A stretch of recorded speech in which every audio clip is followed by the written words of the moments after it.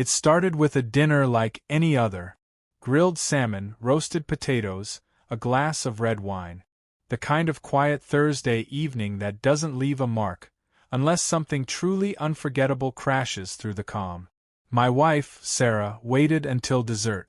That's when she always brought up things she thought I'd say no to, once I was full and a little sleepy. She sat across the table in her silk robe, swirling her wine like she was warming up to something. I was thinking, she said lightly, we should help Nia out. You know, with her startup. I raised an eyebrow, half listening. She's still working on that wellness app?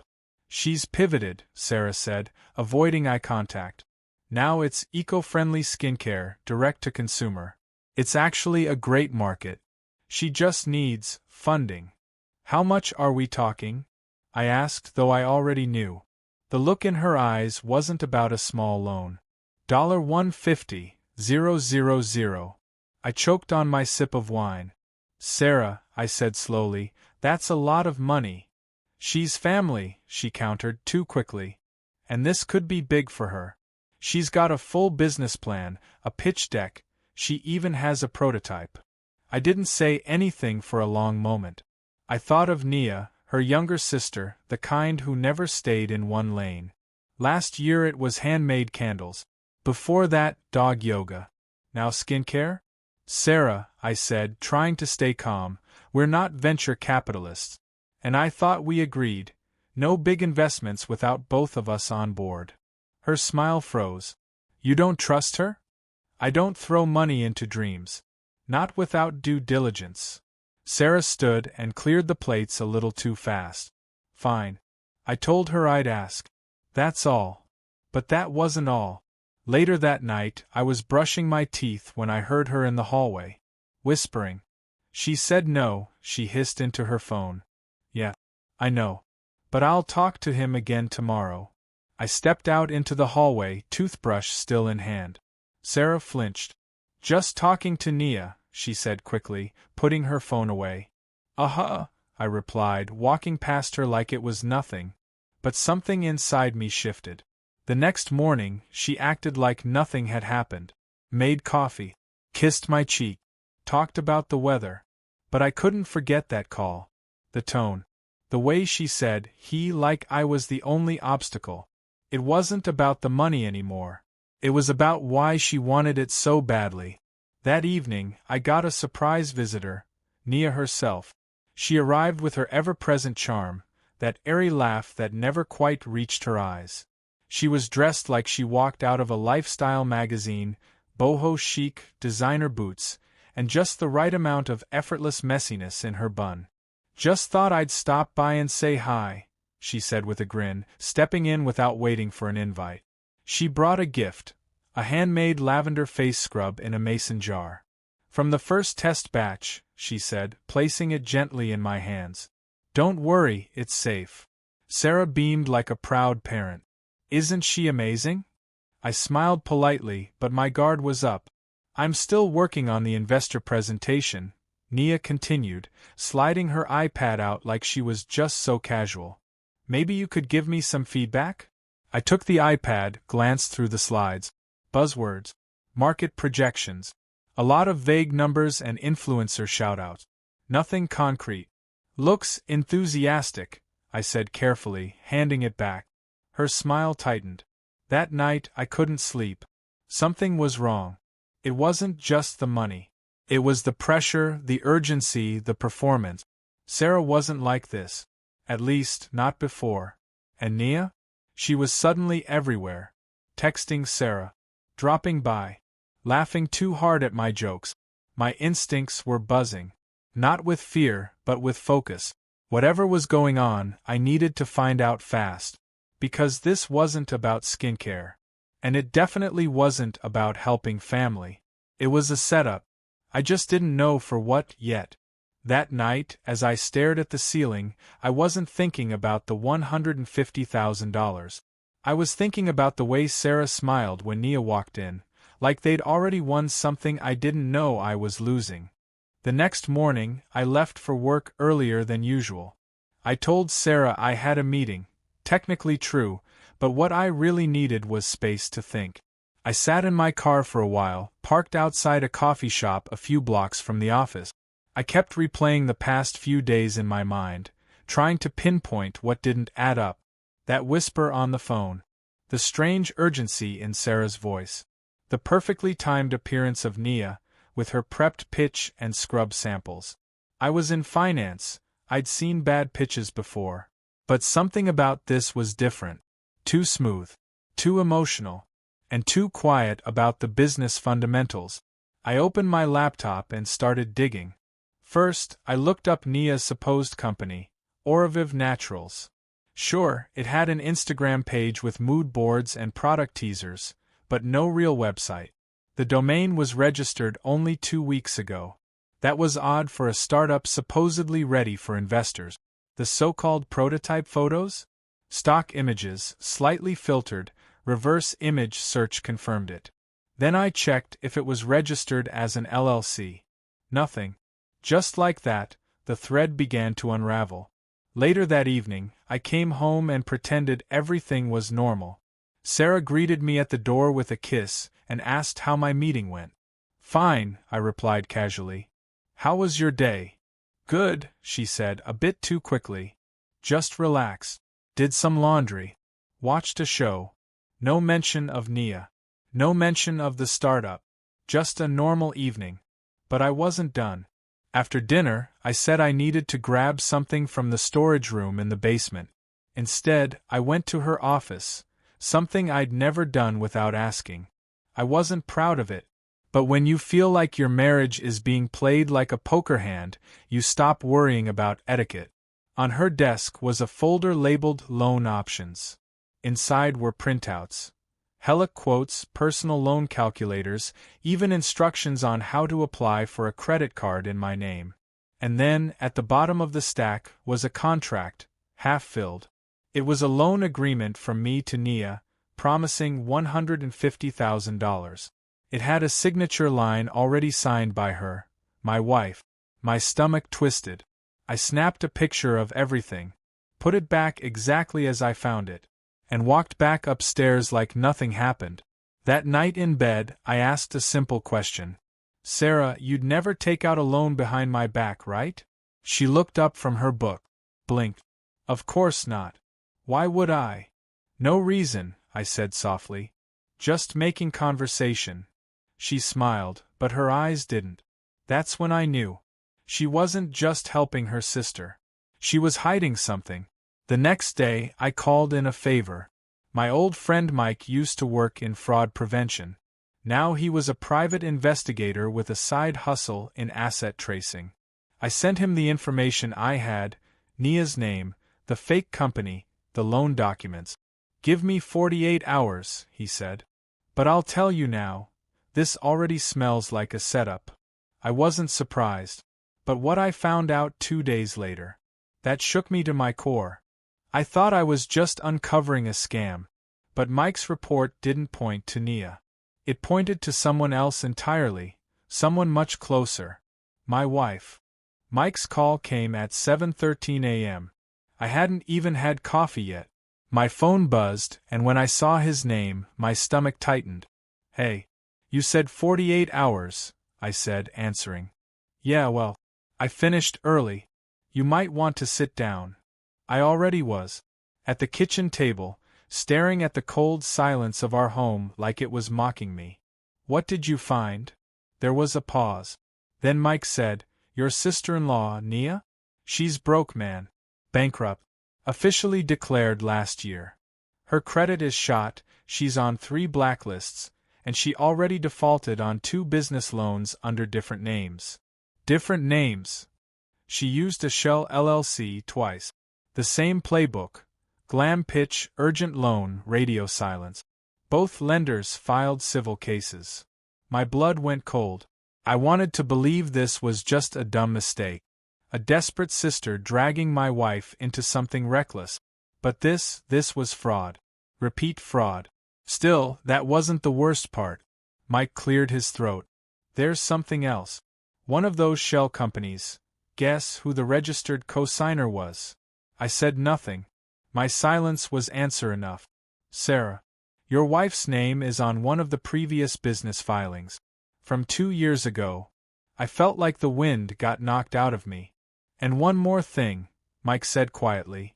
That HELOC paperwork? It was already submitted. Approved. The bank is waiting on one final signature, yours. I couldn't sit still. I paced the house for 2 hours. Every memory over the past year twisted itself in my mind. The weird tension after holidays. The missing $4,000 from our account last May she said went to a family emergency. The secrecy around her phone. This wasn't just Nia running a con. Sarah was in on it. But why? We were fine. We weren't rich, but we had savings. A mortgage. We didn't live like royalty, but there was no reason for this. Unless. It wasn't about the money. It was about the control. That night, I sat across from her at dinner and watched how calmly she smiled. Like everything was normal. Like she wasn't sitting on a grenade. I decided to confront her, but not yet. Because if I was going to do this, I needed to be absolutely sure. So I called my bank the next day and froze the HELOC request. Then I set up new password protections, alerts, even voice confirmation for any withdrawals. I changed my will. I opened a separate account. And then I did the one thing that really twisted the knife. I made an appointment with a divorce lawyer. Not because I was certain I'd go through with it, but because I needed leverage. 3 days after Mike's report, I came home early. Sarah was in her office, the door closed. I listened from outside. She was on the phone. No, I told you. He doesn't know yet. He's suspicious, but he won't do anything stupid. He's not that kind of guy. Silence. No, the bank just needs his signature. Once that's in, we're clear. You'll get your share. My chest tightened. She wasn't just helping Nia. She was in business with her. And I was the product. That night, I set a hidden camera in the office. I know. Some would say that's a violation of trust. But at that point, trust was already dead. I needed proof. Not for the police. For me. So I could finally stop lying to myself. They weren't just stealing money. They were stealing my trust. And I was done playing nice. That night, I didn't sleep. I stayed in the guest room, pretending to be out of town for work. My laptop was open, the hidden camera feed playing in real time. And Sarah? She was busy. On the phone. On her laptop. Typing up emails, opening spreadsheets, uploading signed documents. She thought she was slick. But I was 2 steps ahead. The next morning, I met with my lawyer, Janice Patel. Sharp. Relentless. The kind of woman who could slice through steel with her words alone. After I showed her the footage and laid out the financial records, she leaned back in her leather chair and said, "You're sitting on a goldmine of evidence. If this goes to court, she's not just looking at a failed marriage, she's looking at criminal charges." I shook my head. "I don't want to ruin her life," I said. "I just want to stop this before it gets worse."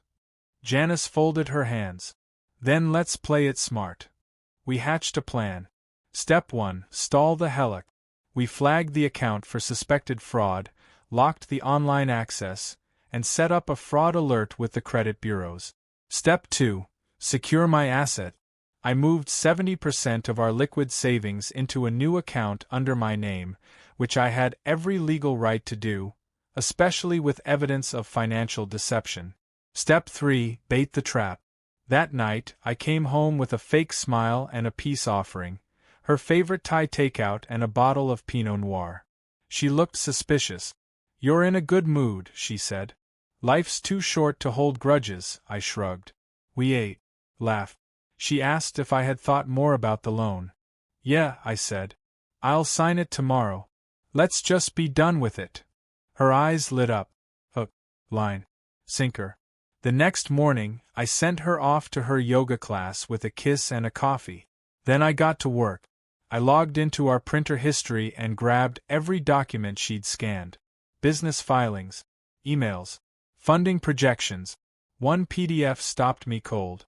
It was a pitch deck with both Sarah and Nia listed as co-founders of a boutique brand accelerator called FemScale, and the $150,000?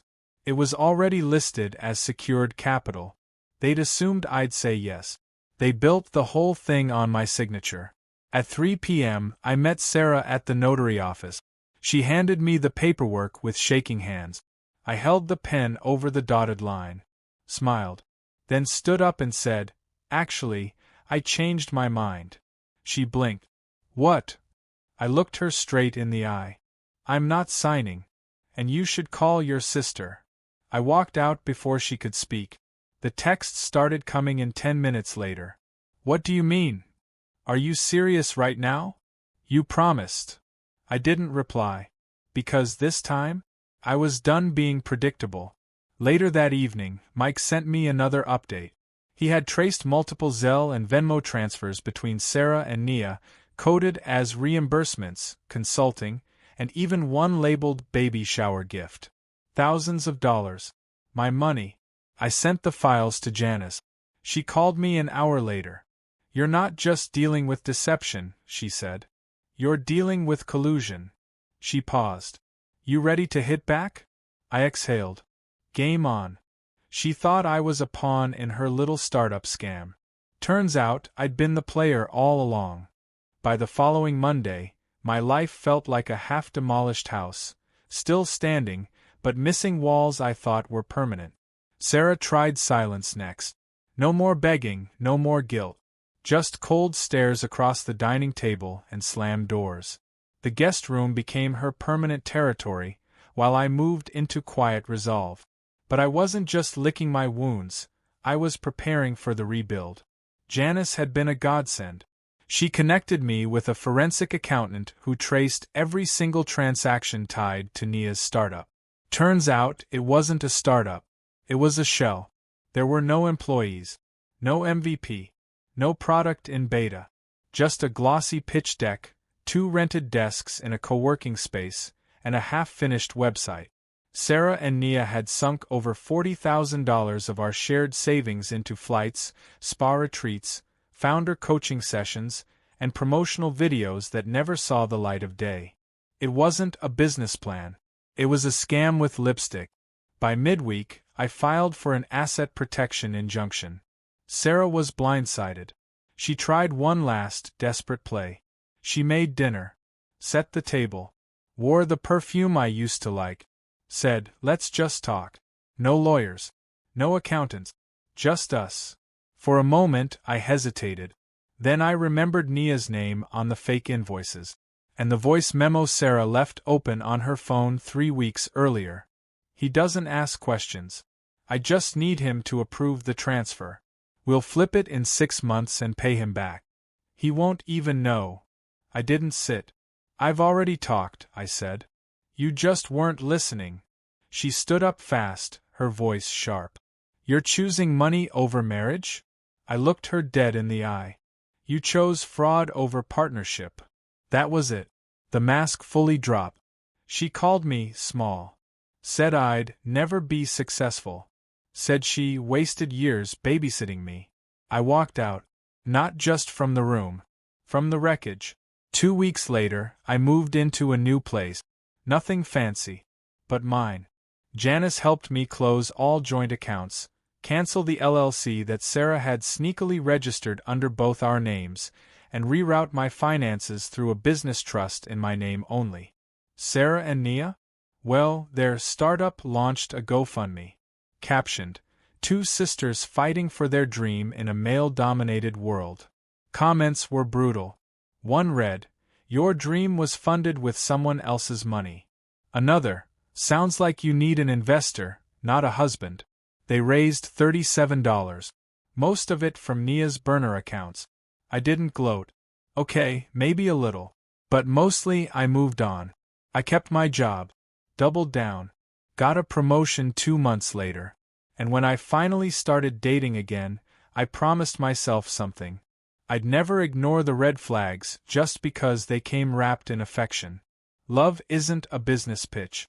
Trust isn't a handshake deal. And marriage? It's not a startup. It's a partnership. My wife wanted $150,000 for her sister's startup. But in the end, it cost her everything.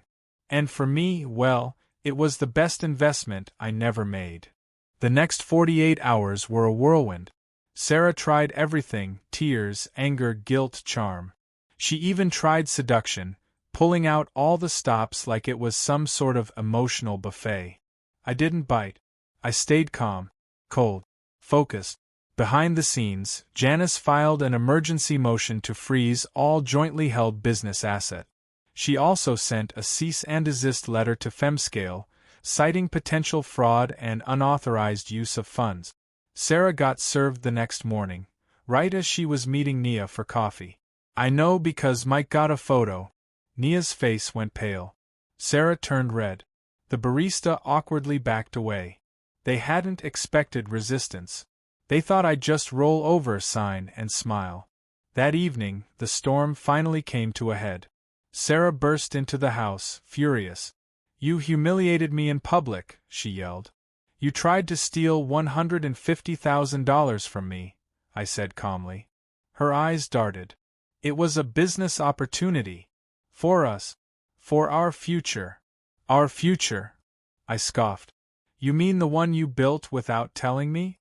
The one where I fund everything, and you and your sister run the show?" She crossed her arms. "You're acting like I cheated." "You didn't cheat," I said. "You conned." She started to cry. The soft, calculated kind.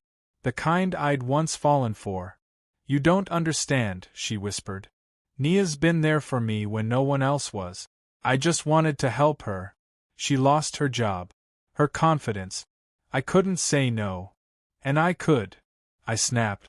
"You didn't give me a choice." That's when her face changed. The sadness dropped. The mask slipped. "You were always too cautious," she said bitterly. "Too slow. Too small.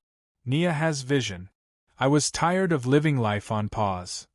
And I was tired of living with a partner who planned without me." That night, she slept in the guest room. I didn't. I was up late, finishing my statement for court, reviewing financial affidavits, and finalizing my intent to dissolve all shared business liabilities. But I didn't stop there. I filed for legal separation the next morning, and served her that afternoon. She screamed when she read the papers. "You're ruining everything." "No," I said. "You did that when you sold me out for a brand deck." Nia tried to reach me later that day. A text, then a call, then a message on LinkedIn. "You don't understand the full story. You're being dramatic. This isn't how startups work." I ignored her. But I forwarded everything to Janice. She was already building a counterclaim against both sisters for financial misrepresentation. By the end of the week, their brand's website was taken down. The funding page disappeared. Nia posted a vague life update on Instagram about taking a pause to realign. Sarah? She stayed silent. She knew. The game was over. She had bet big, lied big, and lost bigger. They built a castle out of my savings, and didn't expect the foundation to fight back.